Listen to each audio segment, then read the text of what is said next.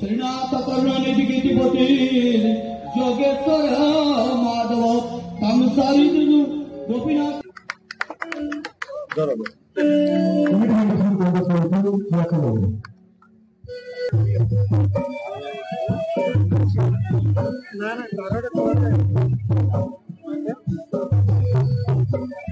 आगामी दिन में निश्चित भाव में शिमिड़ीपाड़ जगमंडल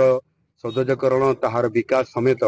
ये अंचल किभली भाव में विशेषकर स्वास्थ्य क्षेत्र में शिक्षा क्षेत्र में एवं आपंकर जोठी रास्ता पीवा पानी इरिगेशन ये समस्त को प्राधान्य दिज्व से जेहेतु एठी लोकंकर अनेक समस्या अच्छी ये अंचल समस्या अच्छी से अनेक दिन में एठिकार आमर लोक मैंने मयूरभंज एवं केन्दुझर अंचल से उत्तर ओडिशा विकास परिषद गठन करने दाबी कर आसुले आम सरकार आसिला परे संकल्प आम भी नहींलु जे ये अंचल को रुधिमंत करने विकास करने एक उत्तर ओडिशा विकास परिषद गठन करने आम सरकार आसिला परे एक टास्क फोर्स गठन करिसेंती आगामी दिन में ये अंचल आहुरी विकास को त्वरान्वित करने से मयूरभंज केन्दुझर बालेश्वर भद्रक ये अंचल केते गोटे उत्तर ओडिशा